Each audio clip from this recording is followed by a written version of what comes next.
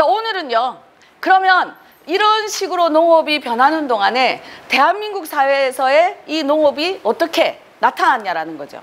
근데 대한민국 사회에서 농업이 어떤 양식으로 나타나는가는 당장 뭐냐면 밥상이 어떻게 변하는가, 변해왔는가에 대한 문제예요. 그래서 제가 오늘 제목이 밥상이거든요. 그래서 밥상인데, 자, 우리나라가요, 먹는 걸 가지고요, 먹어도 될까 안 될까, 이거 먹어도 되는 거야? 먹었을 때 뭐 어디 아픈 거 아니야? 라고 고민을 하기 시작한 게 언제부터였을까요? 우리나라가요. 자, 우리나라가 먹어도 될까 안 될까 라는 거를 고민을 하기 시작한 건 실제로 80년대 말서부터예요. 그럼 80년대 말에 왜 그런 고민을 하기 시작했냐면, 그때부터 제가 지난 시간에 얘기했죠. 우루과이 라운드가 86년에 시작을 했다고요. 그러니까 86년에 시작할 때 이미 농산물 시장 개방에 대한 얘기가 나오기 시작했고, 우리나라는 그 이전에도 농산물을 수입을 했었어요.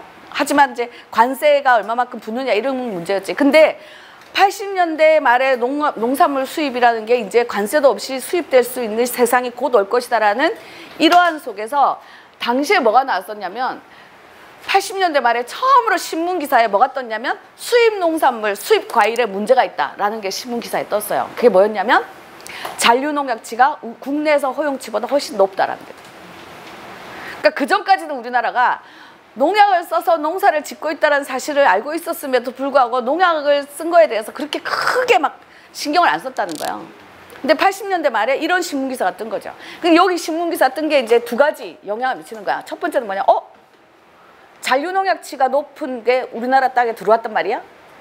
그럼 이거 먹어도 되는 거야? 라는 거 하고요. 두 번째로 그렇다면 농약이라는 것 자체가 문제가 있는 거 아니야? 라는 두 가지가 있어요. 그래서 그게 뭐냐면, 한 가지 갈래는 이제 뭐냐면, 그래서 우리 땅에서 나는 걸 먹어야 된다 라는 거고, 또 한 가지가 뭐냐면 유기농을 먹어야 된다, 이런 방향으로 가는 거예요. 그래서 80년대 말에 이런 일들을 고민하기 시작했어요. 그럼 왜 80년대 말에 먹어도 될까 안 될까를 고민하는 이것에 대해서, 그럼에도 불구하고 그전에는 안 했단 말이에요. 그전에는 왜 안 했겠어요? 그럼 그전에도 여전히 수입 농산물이 있었는데, 그럼 왜 그전에는 안 했다가 80년대 말 들어서 사람들은 이렇게 먹는 걸 가지고 고민하기 시작했을까요?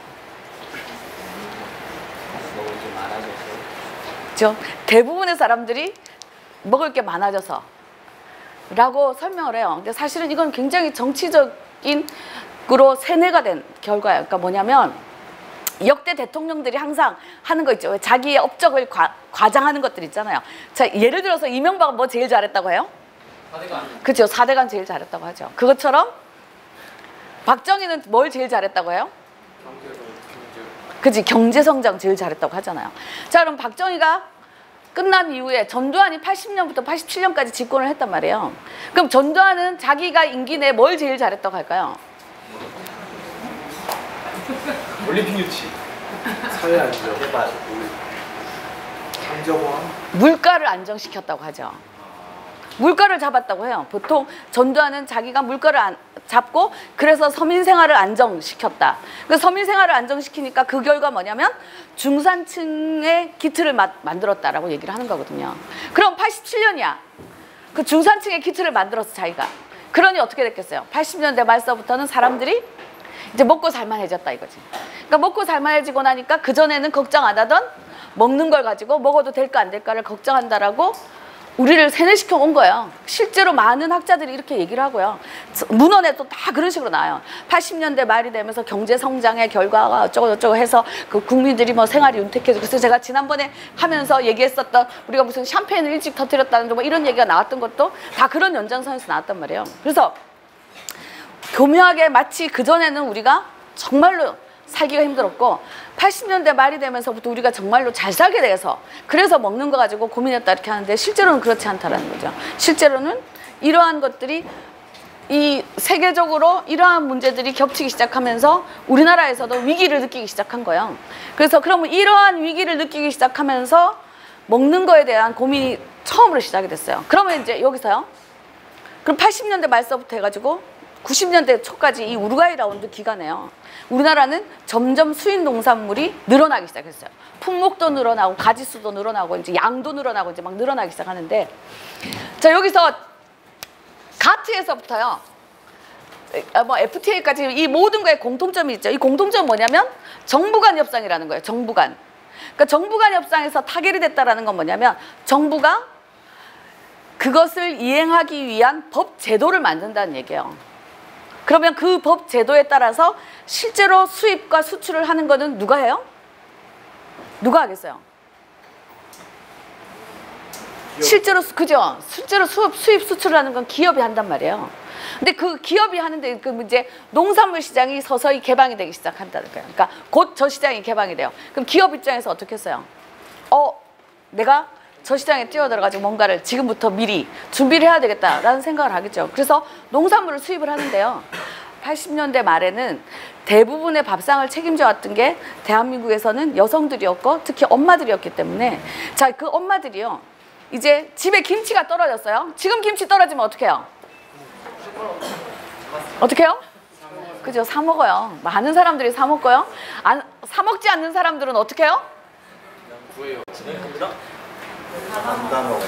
그래서 담아 먹어요. 또요. 사 먹지도 않고 담아 먹지도 않는 사람들은? 그렇지, 얻어 먹죠. 지금은 이렇게 다양한 길이 있지만 80년대 말 시절에는 어땠겠어요? 대부분의 집이 직접 김치를 담았다는 거예요. 그럼 직접 김치를 담던 그 시절로 거슬러 올라가서 그럼 뭐 집에 김치가 떨어졌어요? 그럼 어떻게 해야 돼요? 일단 시장에 가서 뭘 사야 돼요? 배추를 사야 돼요. 근데 배추를 사러 갔는데 예를 들어서 국산 배추가 하나도 없고 수입산 배추밖에 없다 라고 하면 그 시절의 엄마들은 과연 우리 집은 배추김치 없으면 죽음이야. 그러니 수입산 배추라도 사서 내가 김치를 담을 거야 라고 누가 했겠냐라는 거예요.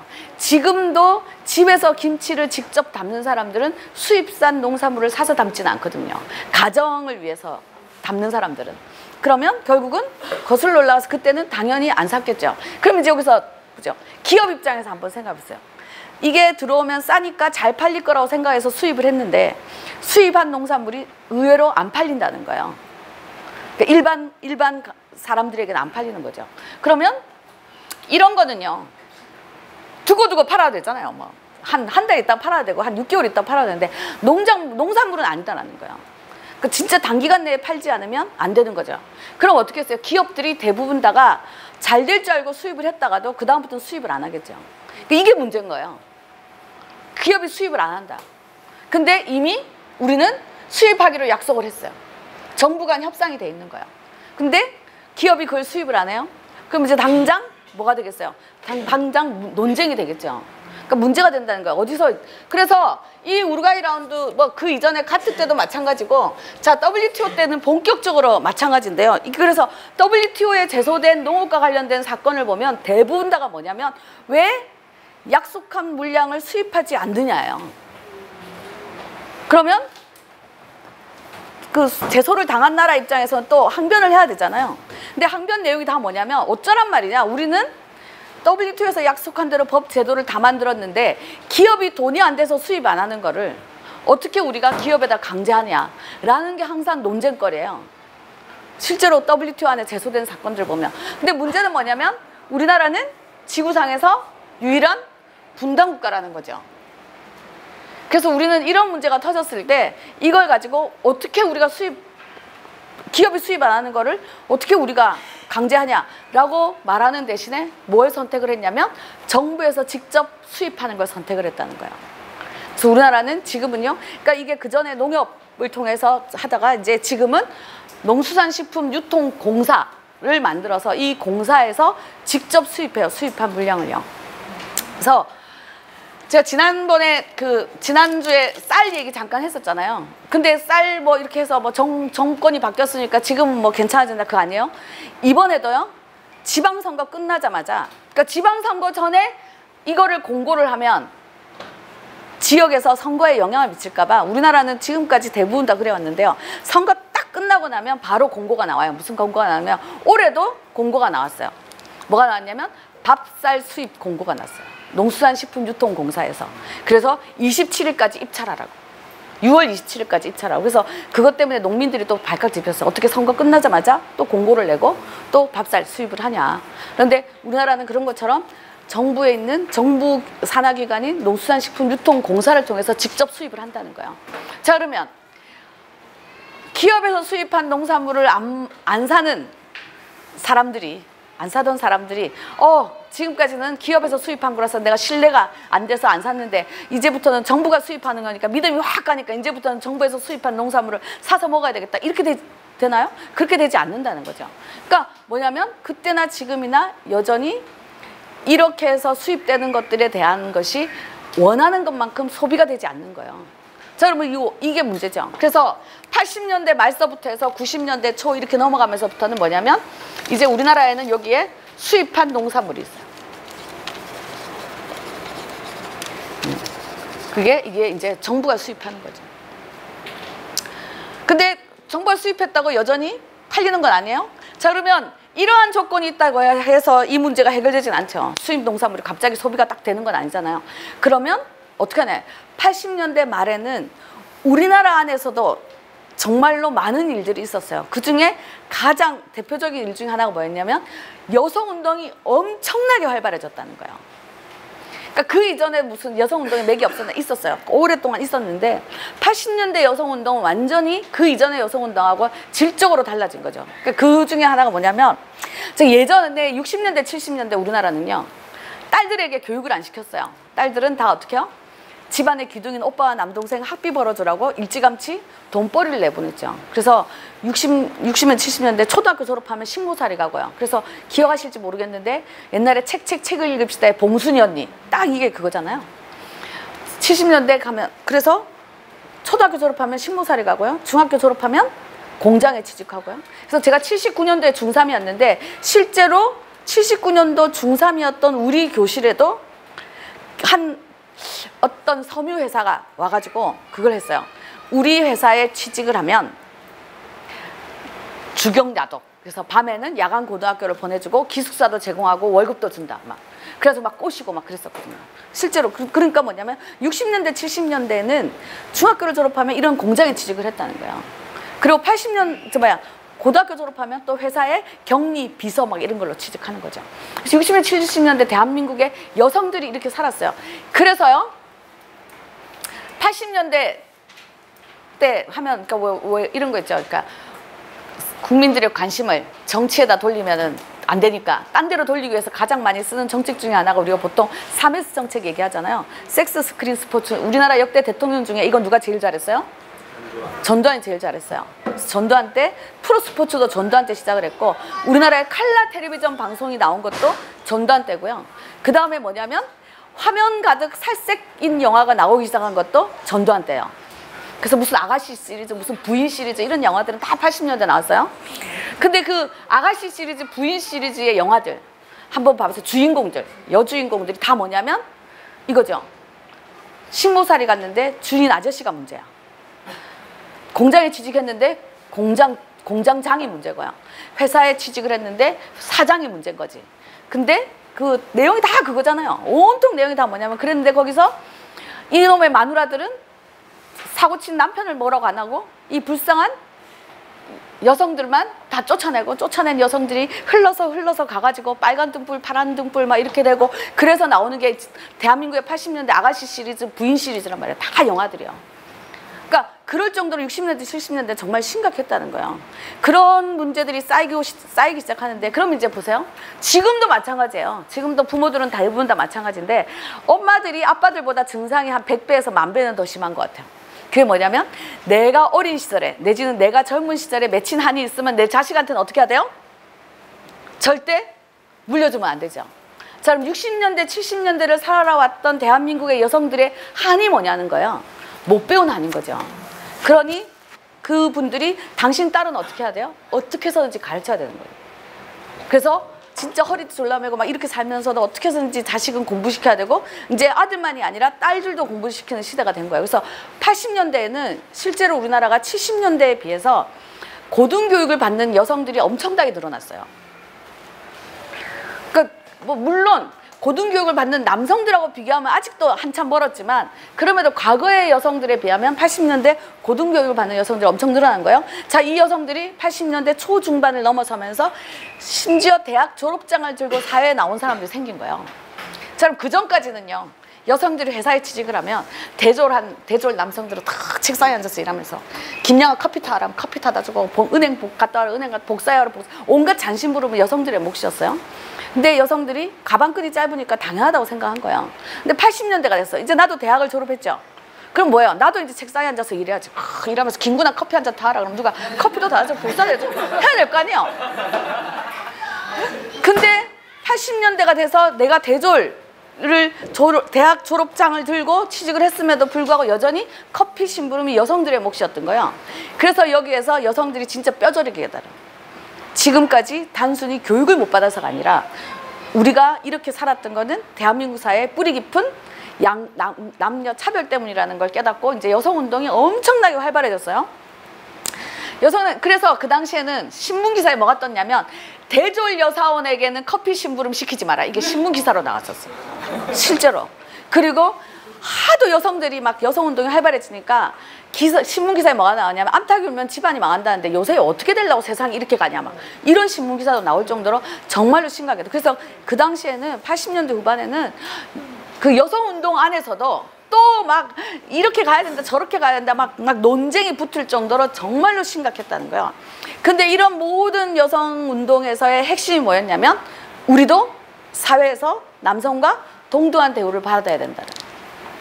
그 사회에서 남성과 동등한 대우를 받아야 되겠다고 생각을 했어요.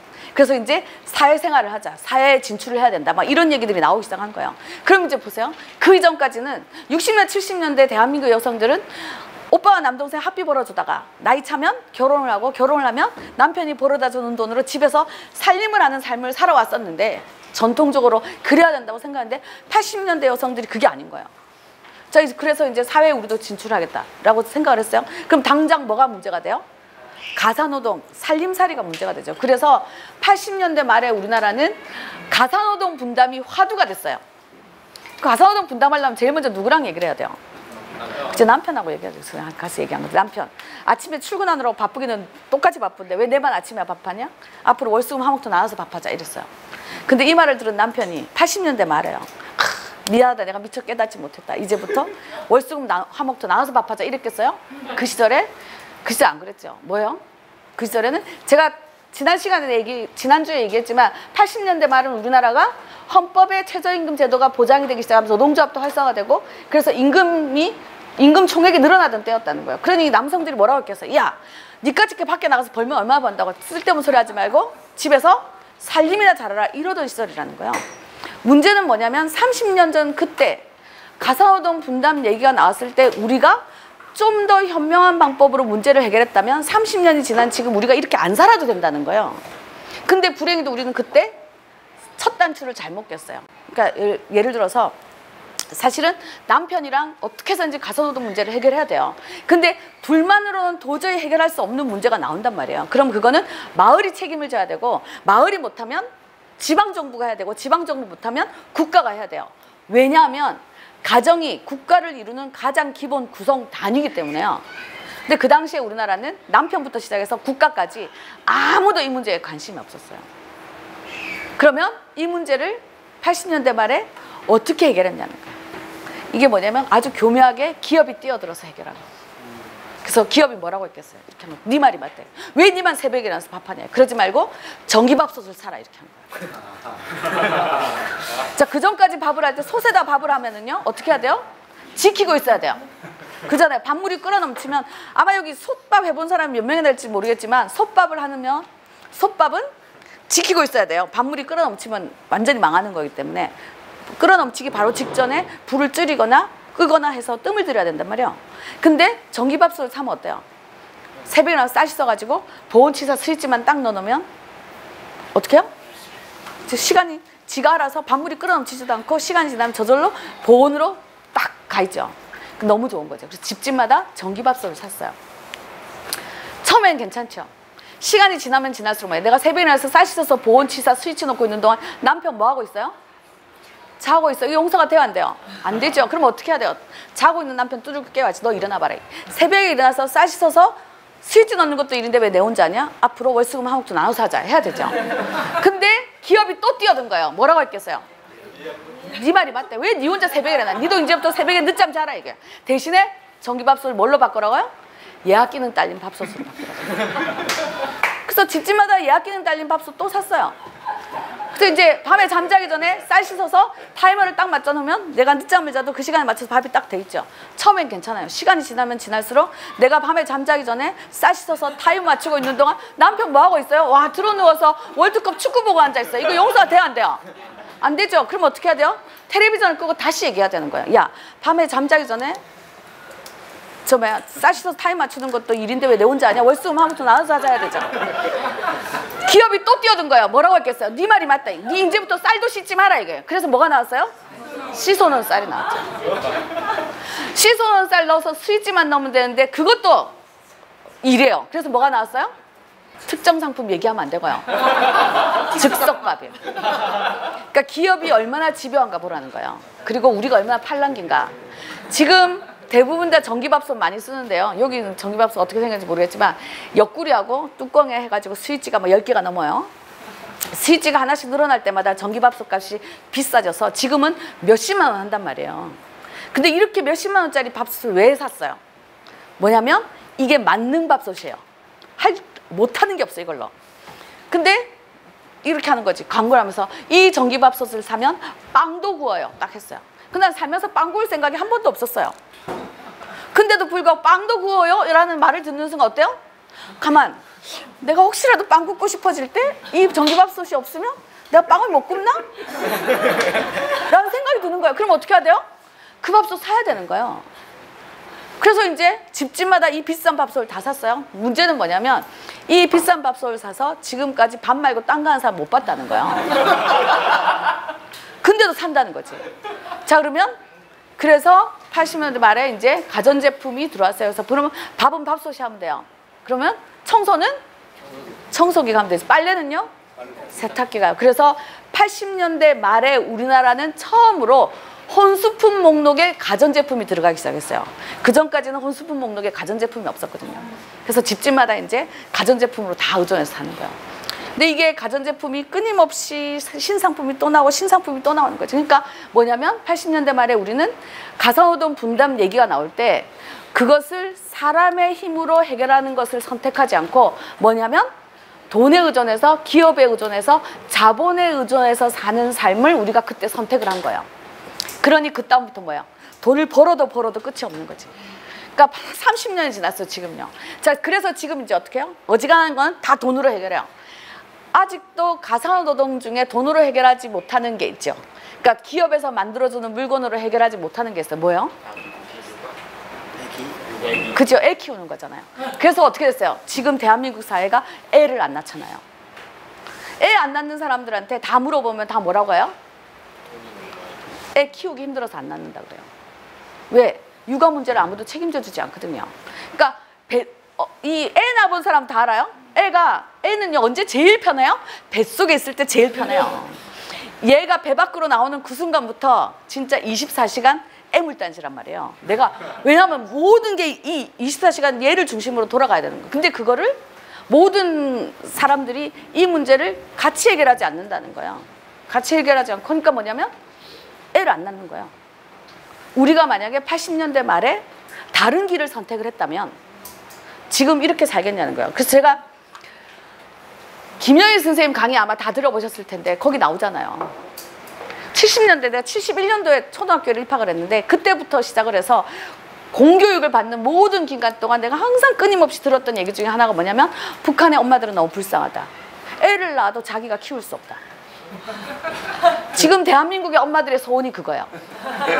누군가가 이 문제를 해결해 줬으면 좋겠다. 그 당시에 뭐냐면 북한의 엄마들은 너무 불쌍하다. 밥도 자기가 안 한다. 지금 대한민국의 엄마들의 소원이 그거예요. 그 대한민국에서 가사노동에서 누군가 이 문제를 해결해 줬으면 좋겠다라고 말하는 것들이 사람의 힘으로 해결하는 게 아니라 우리는 자본의 힘으로 해결하는 선택을 한 거죠. 그때부터 우리나라는 이제 완전히 바뀌기 시작한 거예요. 그래서 가져왔어요. 자, 그럼 문제는 이제 이거 80년대 말에서 밥은 밥솥이하고 청소는 청소기가 빨래는 세탁기가요. 이 세대 차이가 나서 기억하실지 모르겠는데 70년대에 우리나라가 처음으로 짤순이가 나왔었어요. 지금은 뭐냐면 수영장이나 목욕탕이나 이런 데 가야 있어요. 짤순이. 짜기만 하는 거. 근데 짜기만 하는 것도 진짜 사건이었지. 근데 아, 누가 빨래도 해줬으면 좋겠어. 그래서 뭐가 나왔냐면 구멍 2개짜리 세탁기가 나왔어요. 그래가지고 여기서 빨아가지고요, 들어 올려가지고 여기서 짜가지고요, 다시 짜고 나면 다시 일로 옮겨가지고 야, 이것도 일이죠. 그래서 뭐가 나왔냐면 구멍 하나짜리 이거 다 나온 거예요. 이 안에서 다 해결하라. 근데 이 모든 것들의 공통점이 뭐예요? 마지막에 넣는 건 내가 해야 되는 거지. 이것도 일이죠. 그래서 뭐가 나왔어요? 건조기가 나왔어요. 그러니까 기업이 얼마나 집요한가 보라는 거예요. 그리고 우리가 얼마나 팔랑귀인가.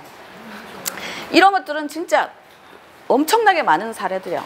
자, 그래서 80년대 말에 어지간한 건 다 가전제품이 해결해 주기 시작했는데 문제는 이거예요. 우리나라 밥상 밥만 있으면 안 되죠. 뭐도 있어야 돼요? 뭐도 있어야 돼요? 반찬도 있어야 돼요. 그래서 80년대 말 90년대 심지어는 지금까지도 뭐 드라마나 이런 데 보면 나오죠. 여성들이 퇴근길에요, 헐레벌떡 집에 와 막 장바구니 들고요. 그래서 드라마 같은 데 보면 이 여성이 퇴근길에 서류 가방을 들고 온 게 아니라 장바구니를 들고 왔다는 걸 보여주기 위해서 항상 뭐가 꽂아놨어요? 그죠? 대파 꽂혀 있잖아요. 이 대파가 바구니 바깥으로 나와 있어야 이게 장바구니. 안 그러면 서류 가방인지 장바구니인지 겉으로 티가 안 나잖아요. 그래서 막 대파 막 해가지고 헐레벌떡 집에 와서 이제 뭘 하냐면 씻을 새도 없이 옷 갈아입을 새도 없이 부엌에 들어가서 이제 밥상을 차리는 거예요. 자, 그 당시 80년대 말 90년대 초에 우리나라는 밥상이 주로 뭐였냐면 장을 이만큼 봐가지고요, 다듬어서 씻어서 데쳐서 무쳐서 넣으면, 장 볼 때 이만큼 장 봤는데 다듬어서 씻어서 데쳐서 무쳐놓으면 이만큼이요? 그쵸? 이만큼이요. 그래서 밥상을 힘들게 차렸는데 이 밥상을 보고 뭐라고 해요? 아, 진짜 내가 토끼냐, 뭐 젓가락 깔 데가 없다, 뭐 이러고요. 성질 고약한 남편들 뭐라고 하냐면 벌어다 준 돈 다 어디다 쓰고 밥상 꼬라지가 이러냐. 80년대 말에 실제로 이랬다는 거예요. 그러면 무슨 말이냐면 힘들게 부엌 노동을 했음에도 불구하고 그 노동에 대한 가치를 인정받지 못하는 거죠. 그러니까 뭐야? 누가 하고 싶겠냐는 거야. 그래서 80년대 말에 여성들이 이 여성운동이 활발해지면서 나왔던 것 중에 하나가 뭐냐면 여성 해방의 마치 상징처럼 나오기 시작한 게 부엌으로부터의 해방이 나온 거예요. 그러니까 부엌에서 해방되려면 어떻게 해야 돼요? 여성들이 이제 꿈꾸는 부엌의 해방. 그러니까 뭐냐면 반찬도 누가 만들어서 해결해라. 그래서 반찬도 누가 만들어서 해결해줘야 돼요. 근데 이제 80년대 말에 이제 이제 이때부터 반찬도 누가 해결해줬으면 좋겠다라고 이제 얘기를 하기 시작하는데, 자, 그래서 새로운 시장이 보인 거예요. 기업들에게. 뭐 어떤 시장이? 농산물 가공 시장이에요. 농산물을 가공해서 반찬을 만들어서 파는 새로운 시장이 여기 열렸어요. 그 이전까지만 해도 우리나라는 농산물을 가공하는 거는 중소기업들이 주로 했어요. 그래서 여기 기업 세대 차이가 나서 이게 항상 예전에는 동네마다 두부 공장이 있었어요. 그래서 두부 공장에서 새벽에 어떻게 해요? 자전거에다가 두부를 싣고 와서 동네에서 종을 울리면 집집마다 다 두부 사러 나가는 거지. 그래서 그 시절에는요, 두부를 해도 뭐였냐면 대접에다가 집집마다 대접을 들고 가가지고 그 자리에서 판 두부를 잘라가지고 담아오면 됐기 때문에 그 당시에는 두부 한 모를 사도 쓰레기가 없었어요. 지금은 어때요? 지금은 두부 한 모 사면 두부 한 모 양보다 쓰레기 양이 더 많죠. 그러니까 그만큼 바뀐 거죠. 근데 그 시절은 그랬다는 거예요. 근데 대기업이 이제 뭐냐면 이 반찬 시장, 농산물을 가공해서 반찬을 만드는 시장에 우리가 뛰어들어야겠다고 생각을 한 거예요. 그래서 기업이 농산물 가공 시장을 넘보는 거죠. 자, 이 3자가 딱 맞아 떨어집니다. 그래서 이제 대기업이 공장을 지어요. 근데 대기업이 공장을 지으면서 동네마다 있던 두부 공장처럼 이만하게 지었겠어요? 아니죠. 엄청난 규모를 지었죠. 자, 그 엄청난 규모의 공장이 가동이 되려면 어떻게 해야 돼요? 원료가 충분해야 되잖아요. 근데 우리 땅에서 나는 거 가지고는 도저히 그 원료를 대지 못한다는 거예요. 그래서 어떻게 해요? 수입 농산물을 가져다가 가공을 해서 반찬을 만들어서 파는 거예요. 근데 기업은 바보가 아니란 말이에요. 자, 그럼 반찬을 만들어서 팔 건데 어떤 반찬을 만들어 팔 거냐라는 거야. 자, 지금 보니 밥상을 보니 다듬어서 씻어서 데쳐서 무치는 이런 건 인기가 없어. 이런 건 아무도 안 좋아해. 근데 딱 보니까 뭘 좋아하냐 이게. 자, 80년대 전 83년도에 대학을 입학을 했는데요. 자, 그 시절에 이제 뭐 미팅을 하거나 소개팅을 하거나 하다못해 선을 보거나 이러면은요, 뭘 해야 돼요? 일단 커피를 마셔줘야 돼. 제가 지난주에 얘기했죠. 왜냐면 우리가 살면서 나의 우아함과 품위를 가장 잘 보여줘야 되는 자리가 선보는 자리란 말이에요. 그러니까 일단 처음 만날 때는 커피를 마셔야 돼요. 우아하게. 커피를 마시면서 얘기를 하다 보면 밥대가 되잖아요. 자, 그럼 남성들이요, 그 시절에 오늘 만난 여성이 마음에 들면 저녁밥을 뭘 사줬겠어요? 그죠, 돈가스를. 그 시절에 경양식점, 레스토랑 이런 데 가서 돈가스를 사주는 거죠. 오늘 만난 여성이 마음에 안 들어, 그러면요, 그죠, 중국집에 가서 짜장면 사주고, 아니 분식집에 가서 김치찌개 사주고 이러던 시절이에요. 그러니까 뭐냐면 그 당시에는 돈가스나 뭐 비육가스니 뭐 무슨 함박스테이크니 뭐 이런 경양식점이나 레스토랑에서 파는 음식이 대접받는 음식의 상징이었다는 거예요. 그래서 기업이 생각한 거예요. 저런 반찬 만들어야 되겠다. 저런 반찬을 만들어서 팔아야 뭔가 폼이 나겠다. 잘 팔리겠다고 생각한 거죠.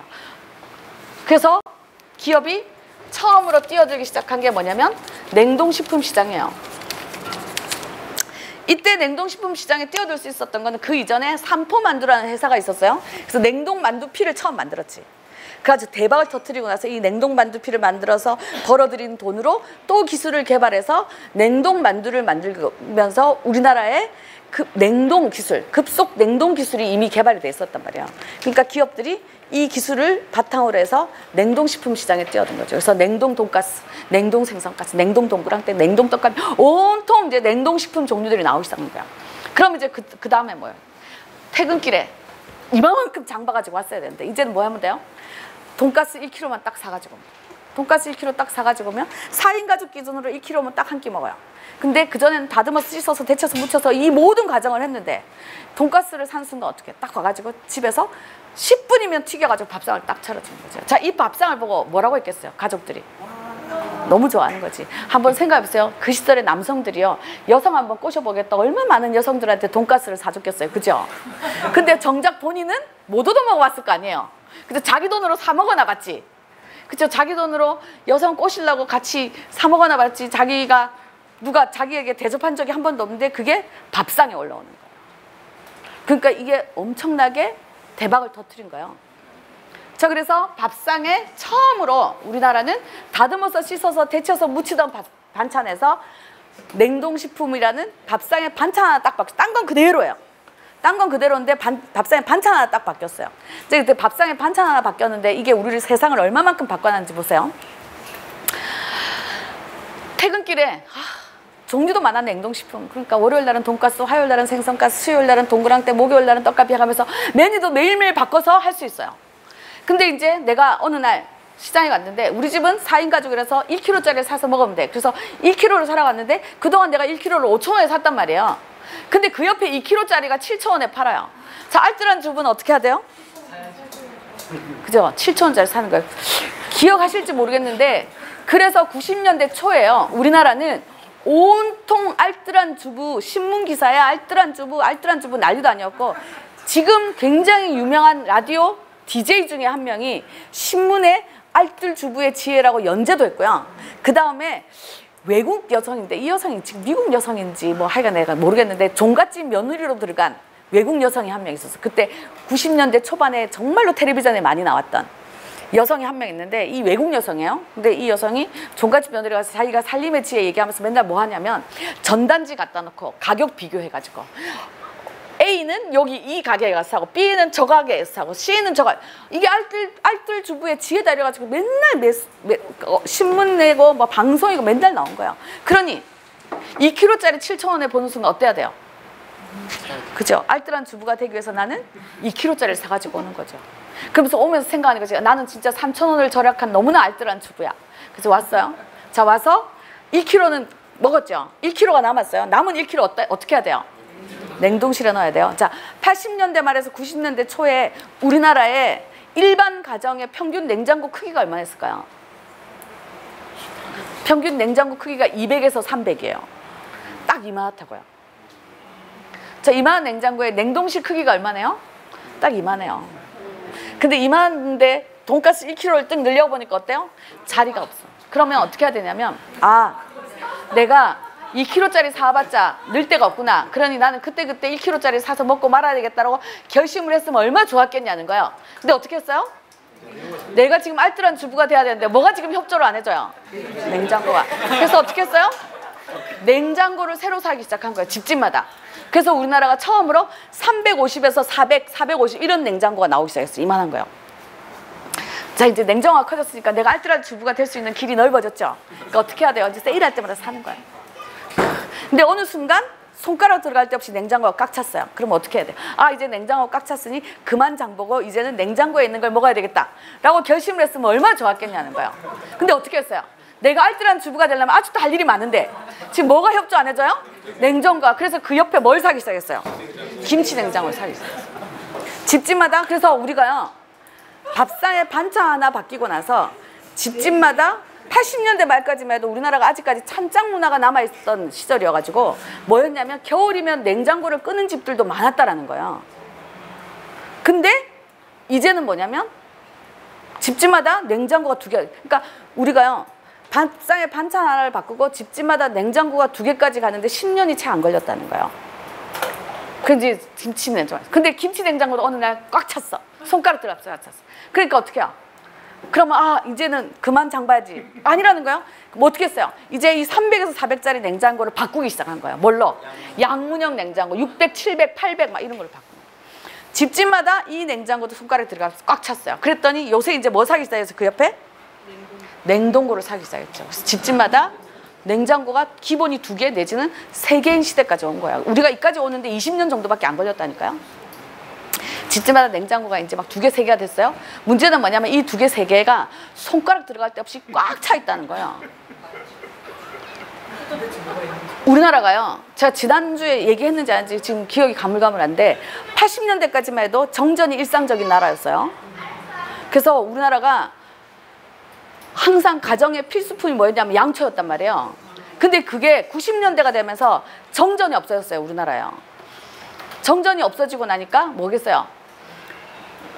그래서 우리가 이걸 우스갯소리를 하면 안 되는데 어쨌든 우스갯소리에 나오는 게 뭐냐면 90년대 그래서 양초 회사들이 다 문 닫았단 말이에요. 양초 공장들이요.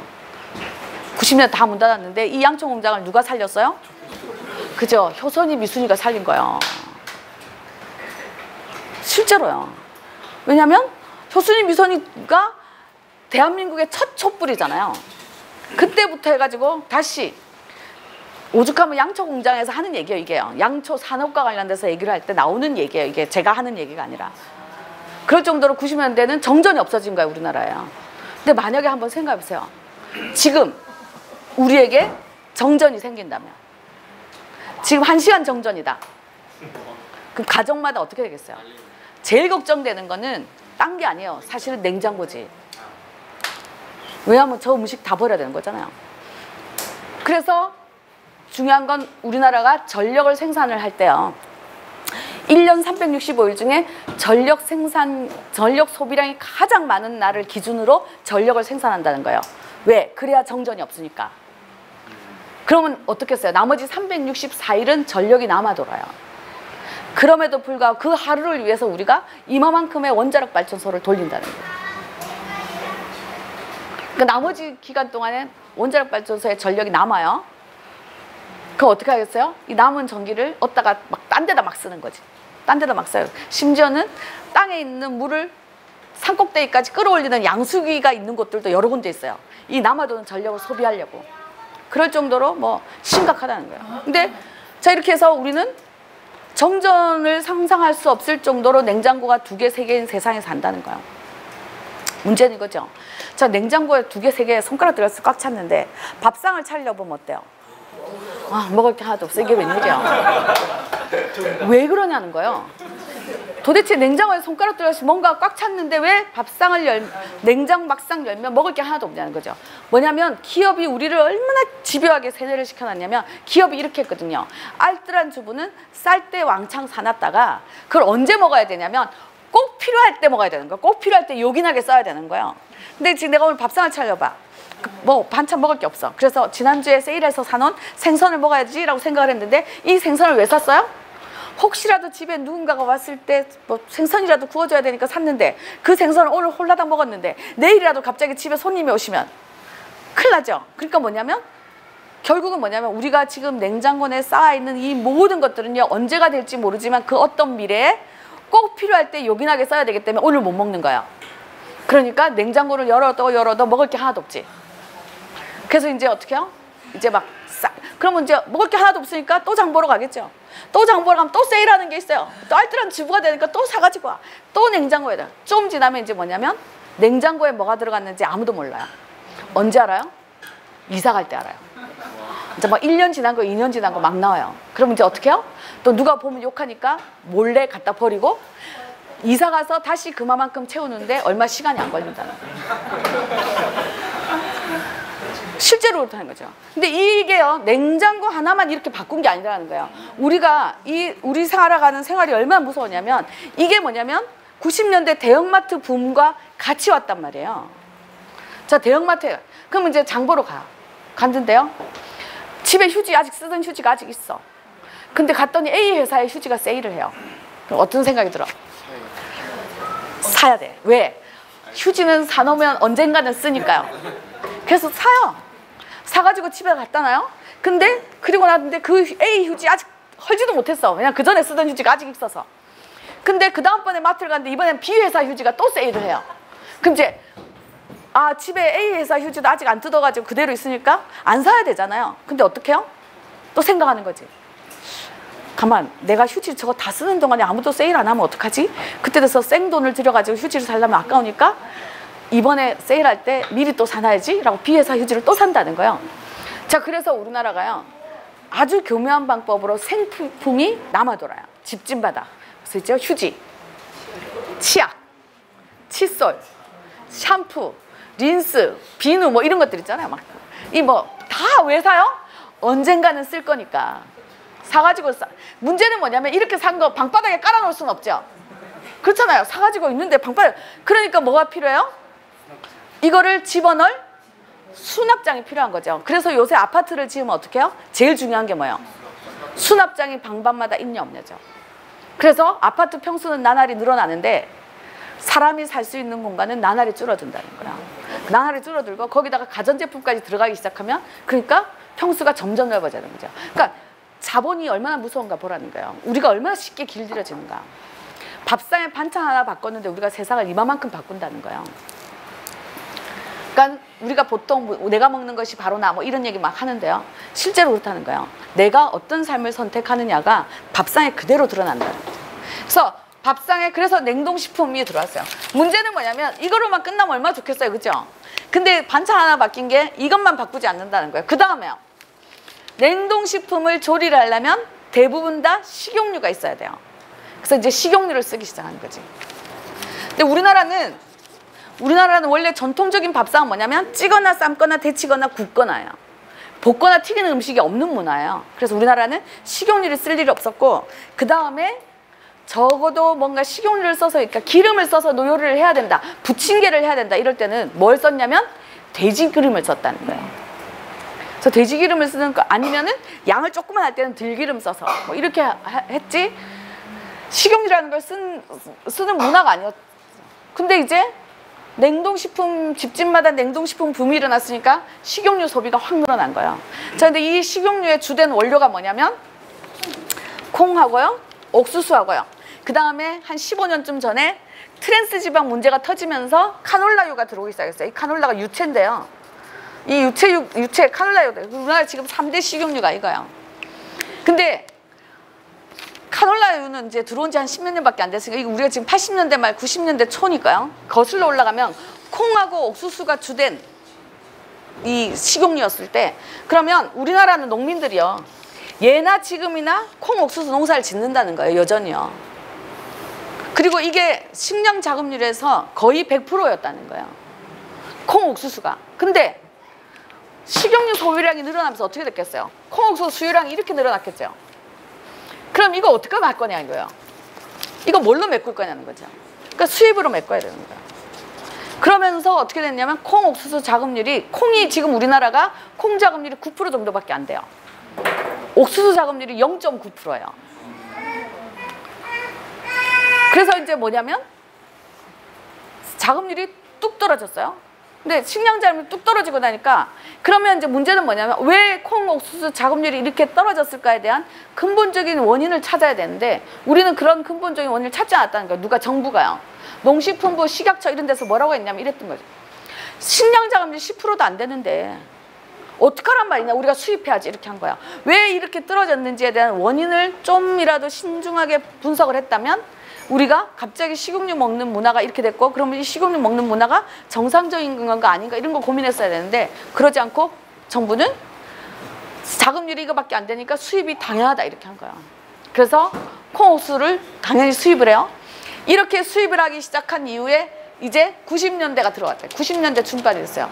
자, 90년대 중반은요, 95년도에 미국에서 처음으로 유전자 조작한 농산물에 대한 재배 승인을 했고요. 그래서 96년부터 본격적으로 상업적인 재배가 되기 시작했는데, 그러면서 이 본격적으로 상업 재배가 된 것들이 수출 시장에 나오기 시작한 거예요.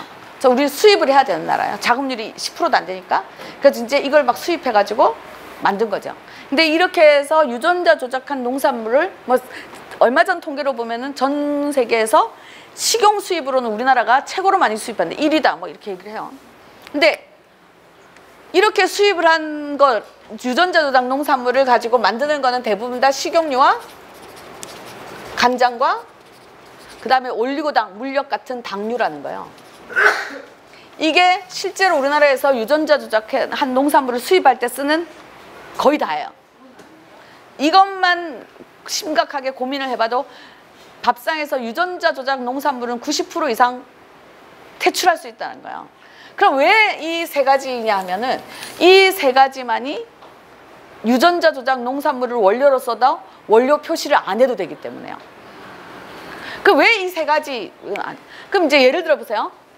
우리가 콩을 수입을 하는데요. 콩을 가장 많이 수입하는 거는 우리가 미국에서, 그다음 중국에서 제일 많이 수입을 해요. 자, 미국에서 수입하는 콩은 다 유전자 조작한 거라고 생각을 해요. 중국에서 수입하는 콩은 다 일반 콩이에요. 왜냐하면 중국은 유전자 조작 농산물을 전 세계에서 5번째로 많이 심는 나라예요. 근데 다 면화예요. 콩은 안 심어요. 왜냐하면 콩은 중국과 우리나라가 원산지라고 알려져 있어서, 중국 콩이 원산지인 나라는 콩과 식물이 굉장히 많단 말이에요. 근데 유전자 조작한 콩을 잘못 심었다가 그 콩의 꽃가루가 날려가지고 다른 콩과 식물에 영향을 주게 될까봐 중국이 유전자 조작 콩은 안 심어요. 그래서 수입을 하게 되면 이렇게 수입을 한다는 거예요. 왜냐하면 이렇게 수입을 하는데요, 우리가 보통 콩 가공식품을 만들 때 두부, 두유, 된장, 고추장, 간장, 식용유를 만든단 말이에요. 이거 말고도 콩과 식품 굉장히 많아요. 콩 가공식품은. 근데 이 모든 것들은 다 유전자 조작 원료를 쓰면 표시를 해야 돼요. 두부, 두유, 된장, 고추장까지는. 하지만 간장, 식용유는 표시를 안 해도 돼. 자, 여러분이 사장이라면, 자, 중국산 콩으로 뭐 만들겠어요? 그죠? 간장, 식용유는 미국산 콩으로 만들고 GMO 표시를 해야 되는 나머지 것들은 중국산 일반 콩으로 만든다는 거예요. 그래서 시중에 가면 GMO 표시를 거의 못 봐요. 요새 지금 GMO 표시 나와 있는 것들은 대부분 다 뭐냐면 애초에 완성품을 수입한 것들 있죠. 과자 뭐 이런 것들. 요새 외국에서 수입한 과자들 많잖아요. 이런 데 보면 딱 원료에 보면 유전자 조작 가능성 있음 이렇게 돼 있어요. 대부분. 근데 유전자 변형, 그러니까 법적인 용어가 변형이기 때문에 유전자 변형 가능성이 없는데, 이건 완제품들도 수입할 때요. 왜 그러냐면 이 완제품 안에 들어있다 안 들어있다가 아니라 들어있는 거를 검사하기가 귀찮은 거지. 그러니까 가능성 있음 써가지고 우리나라가 수입을 하는 거예요. 그래서 이제 보면 수입산 과자나 뭐 수입산 가공품, 완제품들이 들어오는 건 대부분 다 표시가 있는데, 말고 우리나라에서 실제로 가공한 것들, 국내 기업들이 한 것들은 대부분 다 이렇게 쓰기 때문에 GMO 표시를 못 본다는 거예요. 그래서 이제 식용유를 엄청나게 썼어요. 중요한 건 이거예요. 우리가 지금 이렇게 식용유 고민을 해야 된다는 거지. 유전자 조작했냐 안 했냐 이것도 고민을 해야 되고, 막 어떻게 원료가 어디서 나왔냐 고민해야 돼. 근데 왜냐면 예전 같았으면 안 해도 될 고민이라는 거예요. 우리가 식용유를 거의 먹을 일이 없었던 시절에는 고민 안 했어도 되는데, 밥상에 반찬 하나 바뀌면서 식용유 소비가 늘어났기 때문에 이제는 뭐냐면 어떤 식용유를 먹어야 될까라는 걸 고민하는 거죠. 그래서 지금도 보면 뭐 먹을거리와 관련된 뭐 굉장히 다양한 얘기들이 있는데, 그런 데서 보면 막 이렇게 해요. 어떤 식용유를 막 먹으면 좋을까 막 얘기한다고요. 문제는 뭐냐면 어떤 식용유를 먹을까가 좋은가가 아니라 왜 우리가 식용유를 이렇게 많이 먹게 됐냐라는 게 중요하다라는 거예요. 안 먹어도 되는 거였는데 우리가 이걸 먹기 시작하면서 엄청나게 수입에 의존해서 살게 됩니다. 근데 이 식용유가요, 이제 그래서 지금은 끊임없이 식용유를 가지고 어떤 식용유가 더 좋은 식용유냐 뭐 그럼 이제 여기서 계산해요 사람들이. 그래? 그러면은 일단 콩 식용유, 옥수수 식용유, 카놀라유는 유전자 조작이란 말이지. 그러면 내가 이제 앞으로는 뭐 먹으면 돼요? 포도씨유, 해바라기 씨유. 자, 올리브유는 튀김유로 쓰면 안 돼요. 고온으로 가면 안 되니까. 그럼 현미유 이런 걸 먹어야 되고. 자, 다들 이렇게 고민한다는 거야.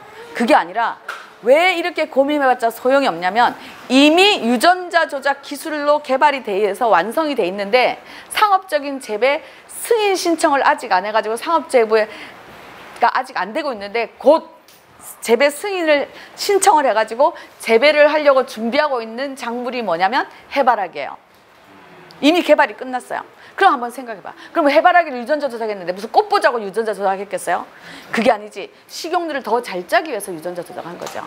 그러면 결국 뭐냐면 좀 지나면 해바라기 씨유도 문제가 된다는 거야. 그리고 이미 지금 전 세계가 우리나라를 비롯한 전 세계에 중국도 마찬가지고 일본도 마찬가지고 미국도 마찬가지고 어떻게 해서든지 이거를 재배해야 된다라고 고민하고 있는 것 중에 하나가 뭐냐면 유전자 조작 쌀이에요.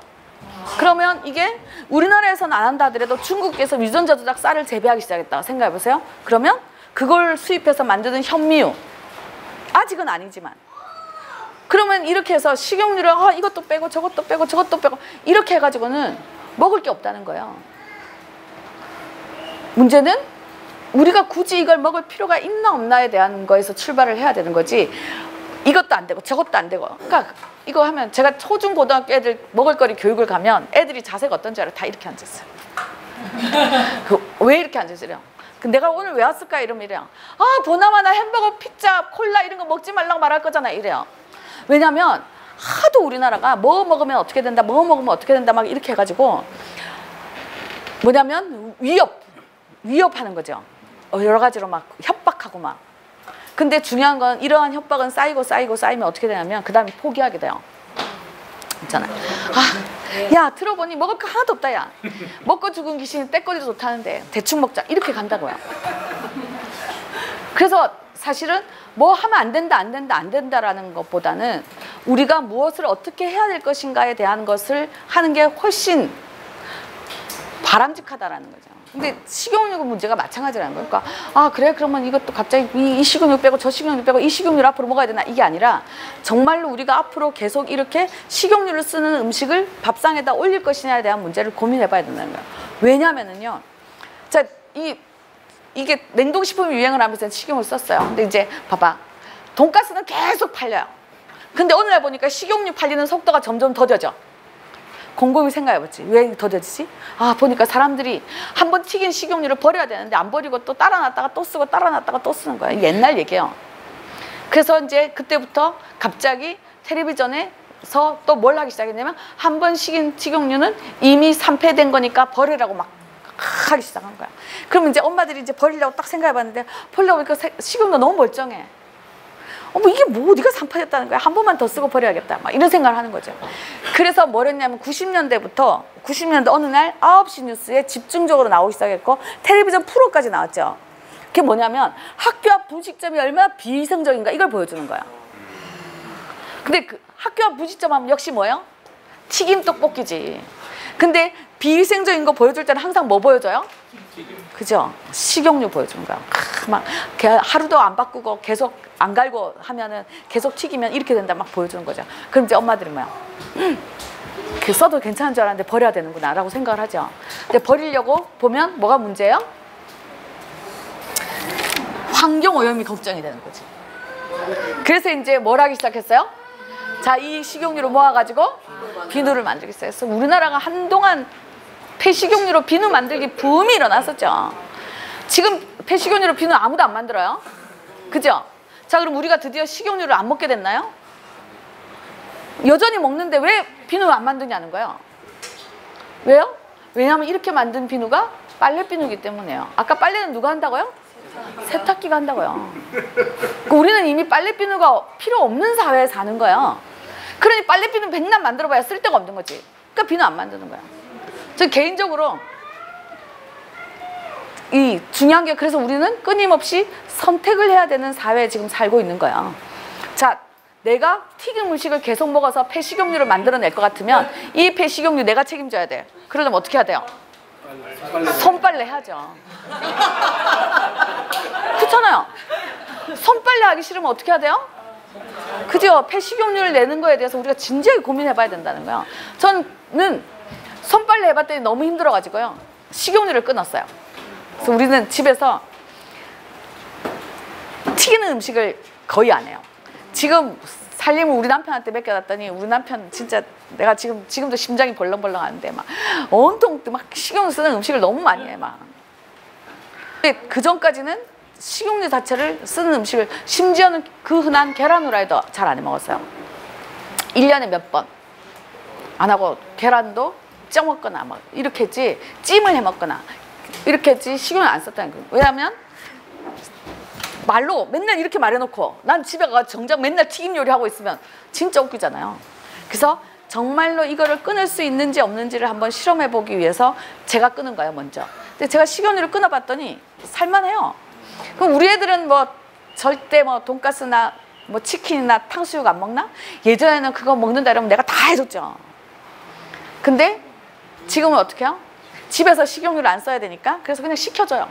어쩌다 한번 먹는 건데 시켜주는데 시켜주기 시작하니까 오히려 먹는 빈도수가 줄어든다는 거예요. 왜? 아까 말했잖아요. 냉동식품 꽉 차 있을 때는 집에 가서 아 반찬 뭐 해주지? 그럼 바로 돈가스 막 이랬는데 이제는 없으니까는 딴 거를 뭐 어떻게 해서든지 해주는 거예요. 해주고 나서 근데 정말로 먹고 싶다 하면 그때 그냥 어차피 튀기는 집에다가 그 기름 튀기는데 거기다가 한번 튀겨서 그냥 주고 말지 내가 다시 또 폐식용유를 만들 필요는 없다고 생각해서 그냥 전 지금 시켜주는데 예전에는 저도 그랬다는 거야. 물론 이까지 가는 데가 쉽다는 얘기는 안 해요. 정말로 힘든 얘기인데 이 힘든 것 그럼에도 불구하고 필요하니까 하는 거야. 중요하다고 생각하니까. 어쨌든 그래서 밥상에 반찬 하나 바꾸면서 우리가 세상을 이만큼 바꿔놓은 거야. 우리가 세상을 이만큼 바꿔놓는 사이에 기업은 대박이 났겠죠. 왜? 집집마다 지금도 아마 집집마다 냉동실에 냉동식품 아마 만만치 않을까요? 언제 먹을지 모르지만 근데 이 붐을 타고 그 다음에 기업이 뛰어든 시장은 김치와 장류 시장이에요. 실제로 법에서 김치와 장류 시장에도 대기업이 뛰어들 수 있도록 중소기업 고유업종에서 풀어준 게 WTO가 출범하기 시작한 이때부터요. 94년도에 풀어졌어요. 그래서 95년부터 이제 김치와 장류 시장도 다 풀어졌어요. 그래서 지금 시중에서 팔고 있는 장은 대부분 다 수입산 원료로 만드는 거고 이거는 대기업들이 하기 시작한 거는 90년대 중반부터라는 거예요. 김치도요. 근데 문제는 김치하고 장은 아무리 그래도 그때까지만 해도 밥상에 냉동식품으로 반찬 하나 바뀌었어도 적어도 김치하고 장만큼은 그래도 누군가 직접 담아 먹어야 된다고 우리가 오랫동안 생각을 한 거예요. 그래서 내가 못 담으면 어떻게 해요? 그렇지, 얻어먹는 거지. 그래서 시어머니도 있고 친정엄마도 있고 뭐 많잖아요. 그래서 얻어먹는 걸 당연하다고 생각한 거예요.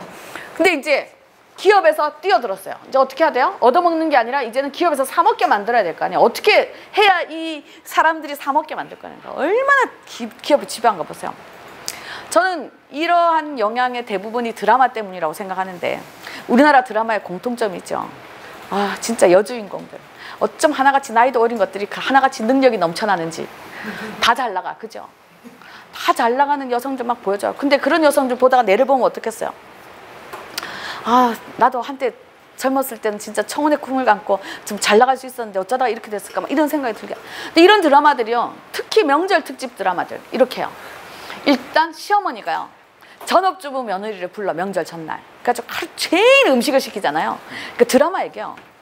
근데 하루 종일 그래가지고 기름 냄새 맡아가면서 이제 명절 음식을 해요. 그러고 나서 저녁밥 설거지까지 끝나고 나면 이제 내일 새벽에 일어나서 차례상을 차려야 되니까 막 씻고 들어가서 쉬려고 하는 찰나에 꼭 드라마는 직장 다니는 며느리가 그 타이밍에 꼭 퇴근해서 와요.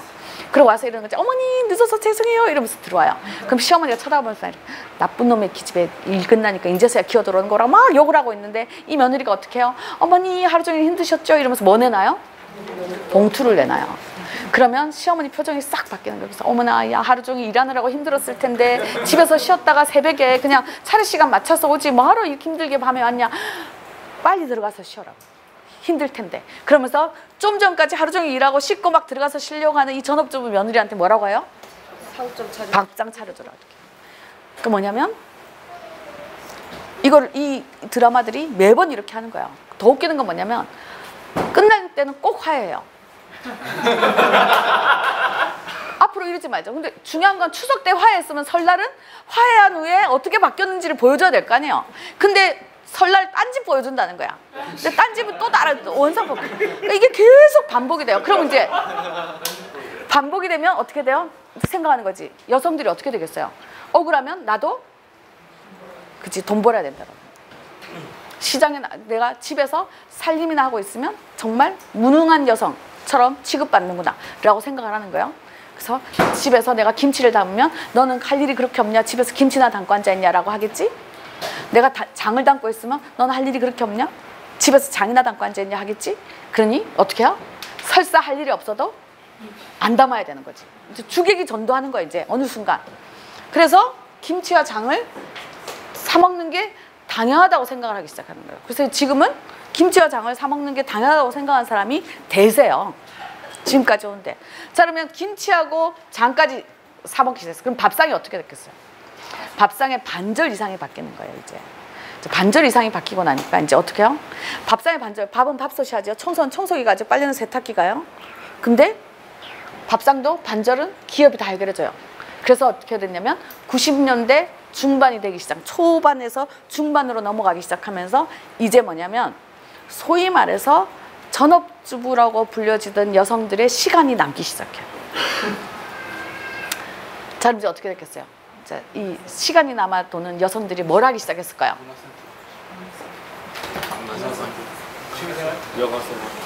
뭐랬어요? 애를 잡기 시작했어요.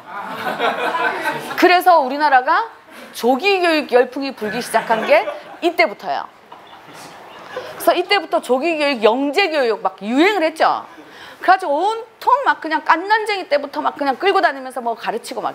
그래서 막 명절이면 막 영재 장기자랑 대회 막 텔레비전에서 맨날 나오고 막 이렇게 한 거예요.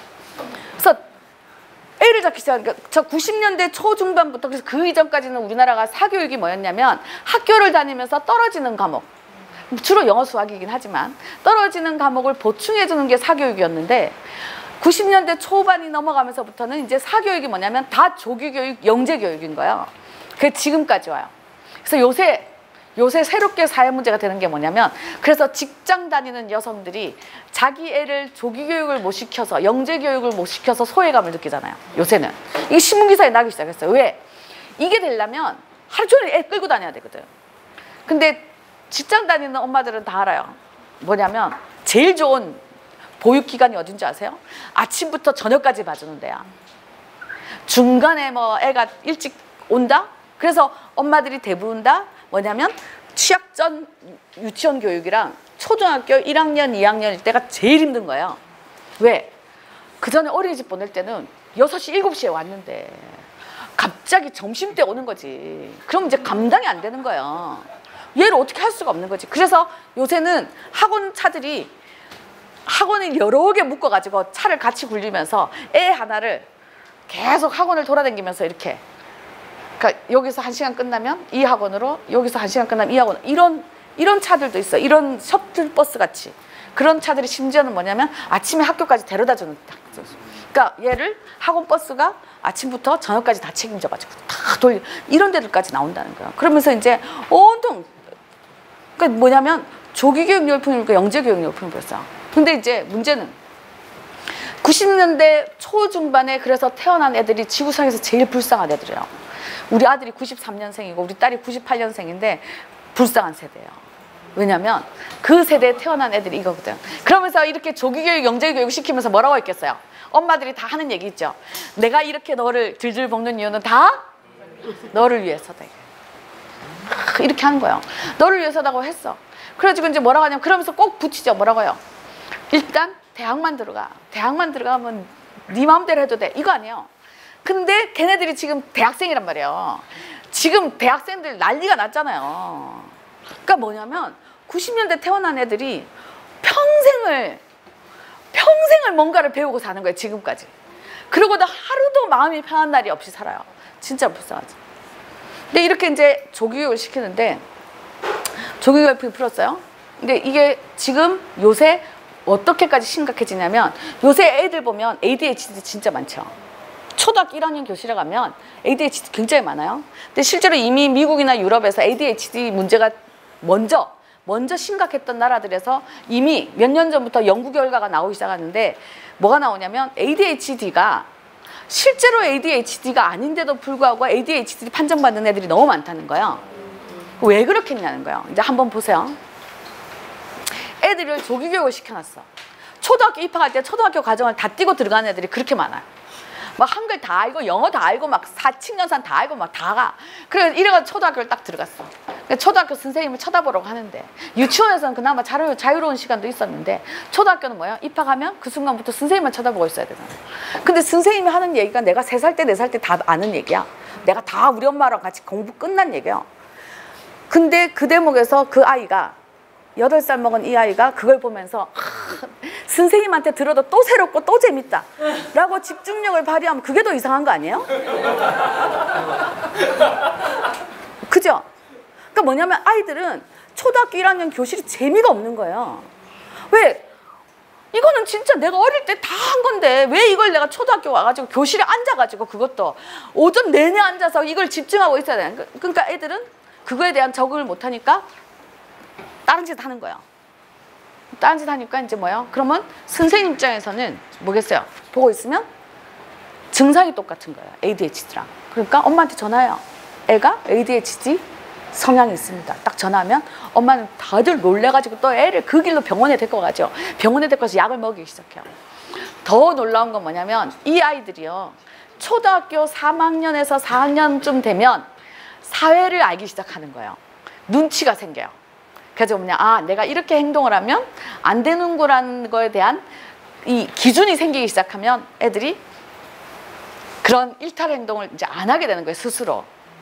그러면 엄마들, 선생님들은 뭐라고 생각하냐면 드디어 치료의 효과가 나오기 시작했다라고 생각한다는 거예요. 근데 실제로 반에 정말로 ADHD인 경우들이 있어요.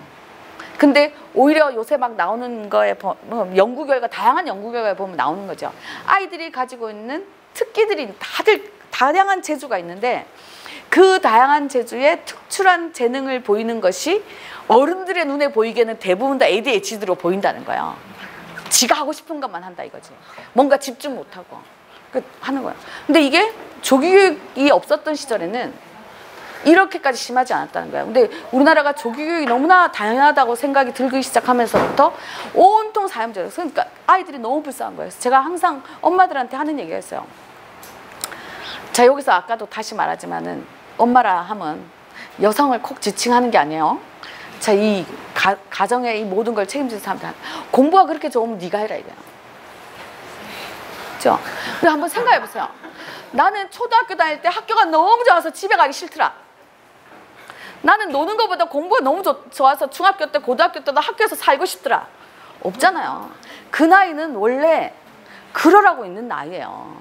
다양한 거에 진짜 하고 싶은 거 다양한 거 하면서 살으러 있는 나이인데 우리는 그런 아이들을 딱 틀에 매인 어떤 데다가 다 집어넣어놓고 똑같이 만드는 거죠. 그러니까 애들이 불쌍한 거예요. 그래서 공부가 그렇게 좋으면 우리가 해야 돼요. 애를 잡지 말고. 그 애도 그런 걸 보면서 어느 순간 아, 나도 이런 거에 흥미가 생겼으니 공부를 해야 되겠다는 생각이 들 때가 언젠가 올 거라는 거야. 그게 20살이면 안 된다라는 법이 있어요? 30살에 대학을 가면 안 된다는 법이 있냐고요? 없다고요. 근데 왜 우리는 꼭 20살에 대학을 가야 되냐고, 애들이. 안 가도 되는데 20살에는 정말로 자기가 하고 싶은 거 다양한 거 해볼 수도 있다는 거야. 굳이. 근데 우리는 이미 그런 식의 조기교육의 이 시스템 너무 잘 써요. 근데 지금 조기교육 열풍이 불어서 이렇게 된 거야. 근데 이제 뭐냐면 시간이 흘러. 그래서 내가 그렇게 하루 종일 끌고 다니던 애가 어느 날 갑자기 유치원을 가고 초등학교를 입학을 해요. 그럼 어떻게 됐겠어요? 엄마들이 오전이 한가해지는 거예요. 그래서 엄마들의 오전이 한가해진 이 시간을 책임지기 위해서 유행을 하기 시작한 게 아까 얘기했던 문화센터 붐이에요. 또 한동안 문화센터 난리도 아니었죠. 문화센터는 특징이 있어요. 수강료가 싸. 대신에 한 달짜리가 절대 없어요. 기본이 3개월 아니면 6개월. 왜? 한 달만 끊고 안 하면 안 되거든. 근데 우리나라가 그 문화센터 붐이 일어났을 때 제일 먼저 유행을 했던 게 뭐냐면 에어로빅이에요. 그래서 그 에어로빅을 흉내내면서, 그러니까 그 당시에는 에어로빅이요, 텔레비전만 틀면 뭐 전국 어디인가에서 에어로빅 대회를 하고 엄마들이 온통 에어로빅 대회 다니고 막 그래요. 그래서 이휘재가 무명을 오랫동안 무명 생활을 하다가 히트를 친 게 뭐냐면 에어로빅 하는 거 흉내 내가지고 히트를 친 거거든요. 그래서 오늘날과 같이 유명한 이 개그맨이 된 건데, 에어로빅도요 가면 딱 이러는 거지. 나는 추리닝 입고 갔어. 근데 다 막 있어. 근데 이러는 거지. 나는 옷도 없는데 이러는데, 에어로빅 강사들은 열이면 열 다 뭐라고 하냐면 추리닝 입고 해도 됩니다라고 해요. 에어로빅복 없어도 돼요. 일단 건강해져 오니까 일단 끊으세요. 이렇게 하는 거야. 그래. 근데 6개월을 끊어봐야 막 10,000원, 30,000원 막 이래요. 그러니까 끊어요. 한 달이 지났어. 추리닝 입고 있는 사람이 내밖에 없어요. 근데 한 달만 끊었으면 에어로빅복을 안 사면 그 돈으로 우리의 학원을 몇 개나 보내는데 라고 생각하니까 안 할 건데, 이미 6개월을 끊어놨지. 그럼 나머지 5개월이 너무 아깝잖아요. 그러니까 어떻게 해야 돼요? 옷을 사야 돼. 근데 옷을 샀는데 옷을 한 번만 사면 안 돼. 땀을 젖으면 갈아입어야 되잖아. 그러니까 2벌 사게 되고, 날씨 바뀌면 또 날씨 바뀌는 거 맞지 또 사야 되고. 그러니까 배보다 배꼽이 더 커지는 거예요. 그래서 문화센터 붐이 이런 거예요. 왜 한동안 유행했던 거 있죠. 킬트가 뭐예요? 원래 직접 배를 짜서 직접 옷을 만들어 입던 시절에 직접 만들어 입고 남는 짜투리천을 버리기가 아까워서 하기 시작한 게 퀼트, 조각보란 말이에요. 지금 집에서 배 아무도 안 짜잖아요. 지금 집에서 옷 아무도 안 입잖아요. 그러니까 짜투리천이 없는 문화에 우리가 사는 거예요. 근데 퀼트가 유행을 해서 어떻게 됐겠어요? 멀쩡한 천을 사, 가위로 잘라, 다시 꼬매요. 중요한 건 다시 꼬매려고 보니 어차피 멀쩡한 천 사다가 잘라가지고 다시 꼬맬 건데, 그러면 어때야 돼요? 이뻤으면 좋겠는 거지, 그 천이. 왜? 그래야지 퀼트로 뭔가를 만들어놔도 이쁘니까. 그래서 천을 수입하기 시작하는 거 아니에요? 퀼트가 유행하면서. 그래서 막 했어요. 이거보다 더 심각한 건 뭐였냐면, 한동안 우리나라에 정말로 열풍으로 불었던 건 뭐냐면 제빵이에요. 와, 이게 빵 굽는 문화 완전히 장난 아니었죠. 집집마다 뭐 사야 돼요? 오븐부터 사야 돼. 그 오븐을 사요. 그래가지고 이제 하는데 빵을 굽는데요, 6개월 막 이래요. 6개월 막 이러는데 빵마다 용기가 다 다르고 원료가 다 달라. 그래가지고 그걸 매번 사가지고 이제 빵을 구워요. 6개월이 지나면 어떻게 되냐면, 한 사람은 빵을 굽느라고 지쳐, 나머지 가족들은 먹느라고 지치는 거죠. 그래서 그때 깨달음이 와요. 뭐냐면 사 먹는 게 싸게 막힌다. 그때부터 빵 아무도 안 구워요. 자, 그러면 이 비싼 오븐 어떻게 할 거냐는 거야. 요새 막 한다는 거 아니에요? 이거다 냄비, 후라이팬 넣어가지고 찬장으로 대신 쓰는 사람들 있다는 거 아니에요? 그 넣어놨다가 나중에 오븐 한번 쓸 일 있을 때 잠깐 꺼내놨다가 오븐 쓰고 다시 냄비, 후라이팬 넣어놓으면 되니까. 그러니까 하는 거예요. 그래서 문화센터 붐이 한동안 일었다가 결국은 배보다 배꼽이 크다라는 사실 때문에 지금은 다 망했어요. 전국적으로 다 망했죠. 자, 90년대 말에 이 문화센터 붐에 이어가지고 이제 서서히 문화센터가 망하기 시작하면서 우리나라는 OECD에 가입을 했죠. OECD 국가 중에서 복지가 꼴찌야. 근데 복지는 국가 예산을 써야 돼요. 그죠? 복지 문제라. 근데 OECD 국가 중 우리나라 복지야. 근데 우리나라는 복지에다 절대 예산을 안 쓰죠.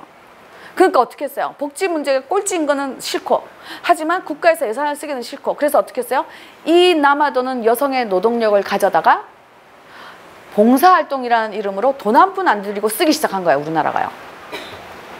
저는 봉사활동 이거 정말로 중요하다고 생각해요. 왜냐하면 우리가 지금 반만년 역사의 가장 중요한 가치가 공동체적 가치였고, 이 공동체적 가치에서 제일 중요한 거는 나눔이라고 생각하기 때문에 이 나눔을 실현할 수 있는 이 21세기에 가장 좋은 것이 봉사라고 생각을 해요. 그래서 정말 중요하다고 생각하는데, 그럼에도 불구하고 국가가 지금 정부가 이 봉사라는 이름으로 대한민국의 여성들의 노동력을 가져다가 교묘하게 이용해 먹는 방법은 문제라고 생각하는 거야. 가장 대표적인 게 뭐냐면, 제가 항상 하는 얘기인데요, 초등학교 앞에 가면 등교 시간에 엄마들 뭐 하고 있어요? 녹색 교통. 이거 왜 엄마들이 하는 거예요? 한번 봐보세요. 도로교통은 누구 책임이에요?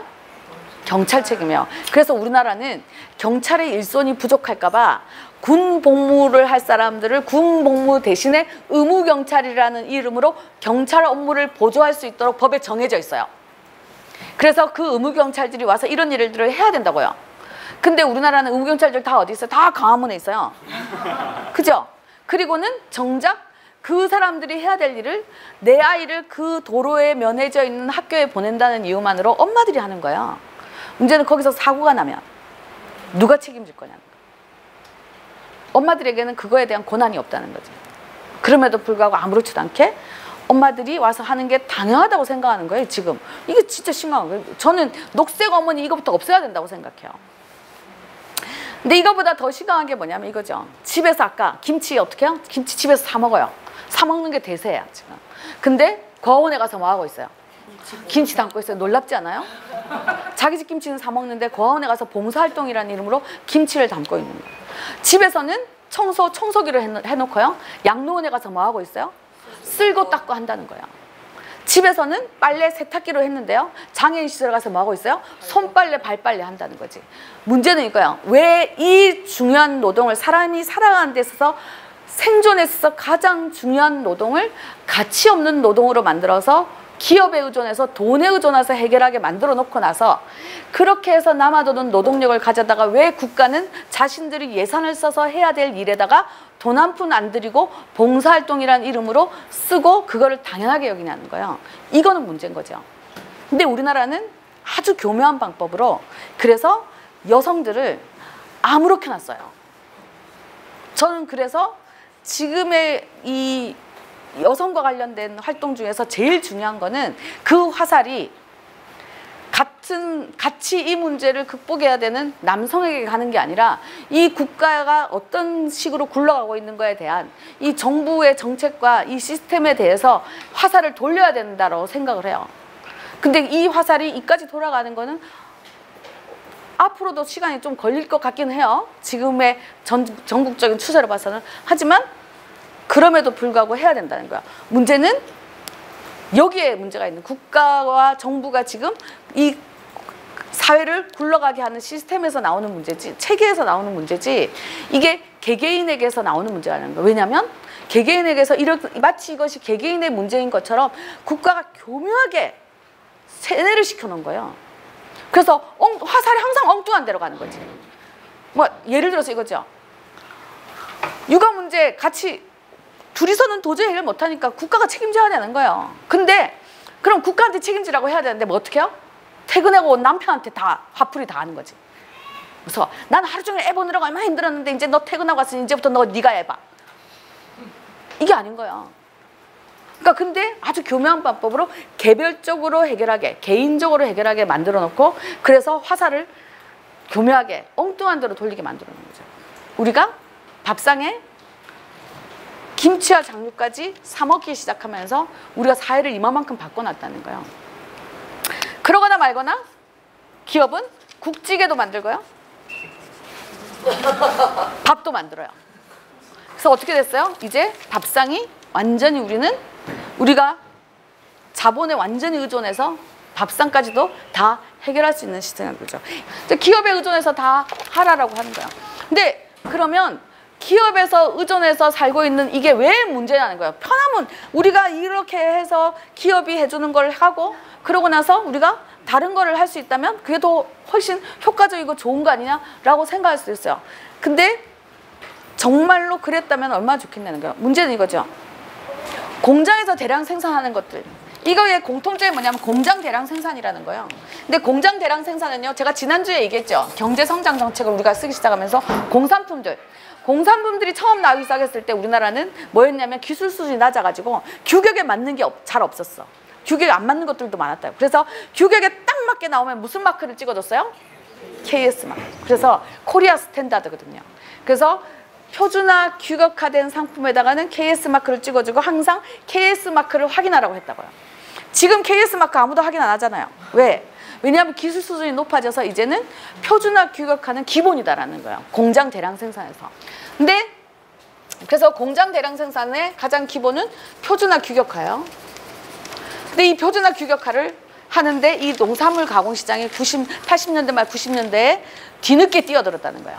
근데 지금 우리나라는 농업, 농촌 및 식품산업 기본법에 식품산업도 표준화 규격화를 해야 된다라고 법에 정해놨어요. 그러니까 이 어쨌든지가 지금 당장 안 되는 것들도 많으니까 이 표준화 교육화를 목표로 해야 된다라는 걸 써놨다는 법에 정해놨어요. 그러면 이제 뭐예요? 다 표준화 교육화를 해야 돼요. 그러면 이게 문제라는 거예요. 표준화 교육화. 한번 봐보세요. 지구상에 사과는 모든 사과가 다 달라요. 그죠? 한 나무에서 자라는 사과도 다 다르잖아요. 색깔 다르고 맛 다르고 다 달라요. 더 웃기는 게 뭔지 알아요? 그래서 사과 한 상자를 사면 아까 거는 좀 더 빨갛고 좀 더 달아도 이번 게 좀 더 파랗고 좀 더 셔도 원래 사과는 그런 거니 하고 먹지. 이 뭐야? 아까 사과랑 지금 사과랑 맛이 다르고 색깔도 다르잖아. 이거 불량품이군. 반품해야겠어. 이러지 않잖아요. 왜? 원래 사과는 그런 거라고 당연히 생각하니까요. 근데 하물며 사과도 지구상의 모든 사과가 다 다르다고 알고 있는 우리가요. 우리 자식을 키울 때는 어떻게 해요? 우리 애들은 왜 지구상의 모든 아이들이 다 다르다라고 인정해주지 않냐는 거예요. 우리나라 교육이 뭐예요? 지구상의 모든 애들을 다 똑같이 키워야 되는 거지.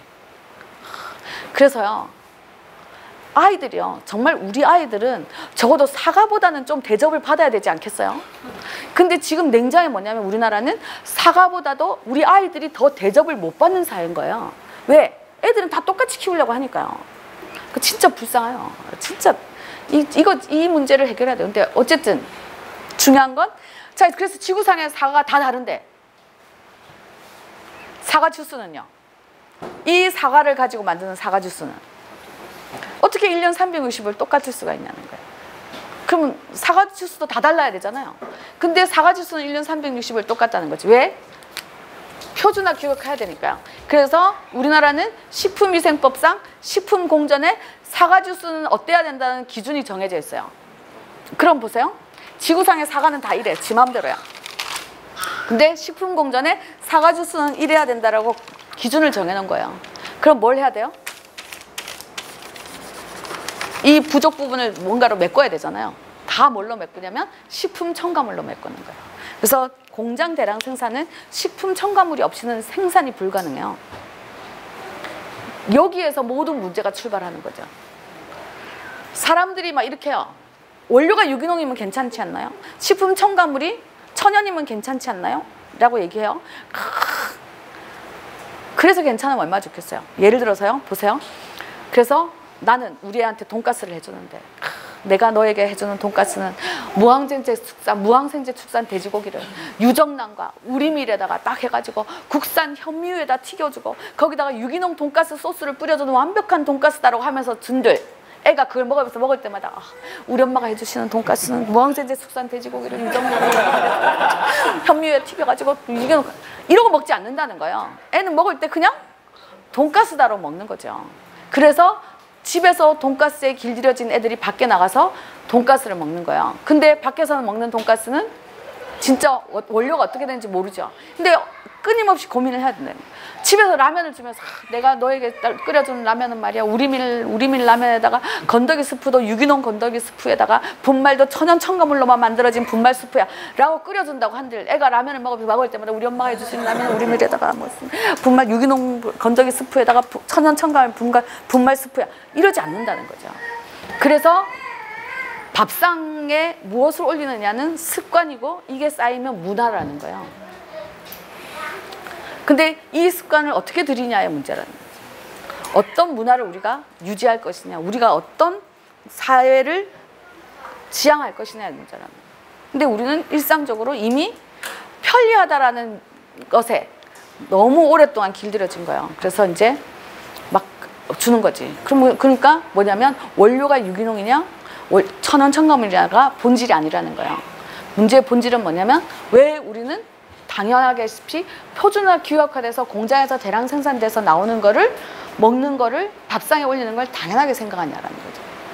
이게 뭐냐면 이런 것을 공장에서 자동화하는 것이 아니라 뭐냐면 사람의 힘으로 그 문제를 해결할 수 있는 방법을 찾았어야 된다는 거예요. 그러면 그 안에서 다른 길이 나왔을 거다라는 거죠. 근데 우리는 불행히도 30년 전에 그런 길을 선택하지 않았기 때문에 지금도 그런 길을 선택하지 않는 거고 그런 길을 선택하지 않으니까 항상 끊임없이 먹을 때마다 고민하고 살아야 됩니다. 그러면 결론으로 이제 돌아와서요. 이거요. 그러면 지금까지 그러면 하던 일 다 때려치고 이제는 누군가가 부엌에 다시 돌아가서 다시 이제 부엌에서 모든 살림을 다시 시작해야 되나? 이건 아니에요. 모든 사람이 그럴 필요는 없죠. 뭐냐면 그것을 같이 책임져서, 그러니까 우리가 80년대 말에 부엌으로부터의 해방이 여성 해방이 아니라 그 부엌을 어떻게 나누고 공유하고 책임질 것이냐에 대한 문제를 찾았어야 돼. 해결을 책을 찾았어야 되는데 불행히도 너 부엌에 안 들어가? 그럼 나도 안 들어가 라고 선택을 했다는 거예요. 그럼 다시 돌아와서 결국은 이 부엌을 누구와 어떻게 나누고 책임질 것이냐에 대한 문제를 고민해야 되는 거죠. 저는 이거는 우리가 생각만 하면 무궁무진하게 방법을 찾을 수 있다고 생각해요. 제가 아까 말씀드린 것처럼 우리에게는 이 공동체 내에서의 나눔이라는 오랜 전통이 있기 때문에요.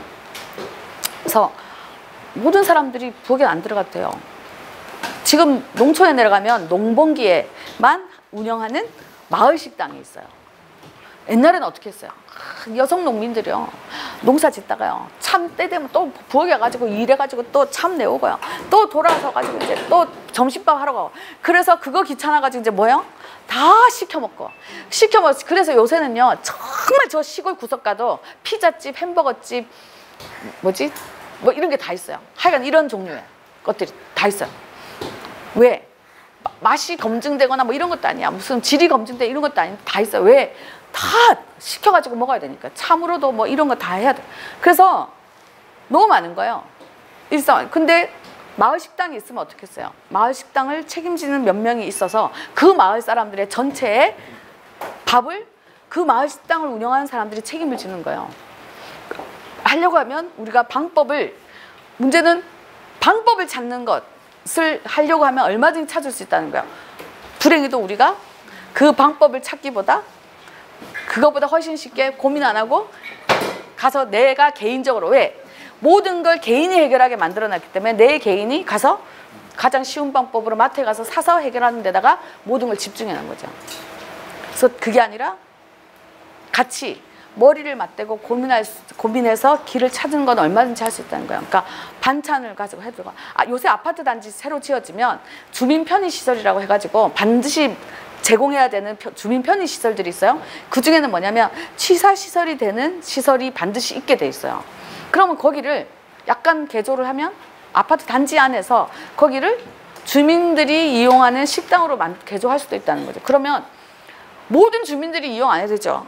예를 들어서 방과 후에 갈 데 없는 아이들, 요새 뭐 방과 후 학교들 많잖아요. 아동 무슨 센터지? 지역아동센터 이런 거 많은데,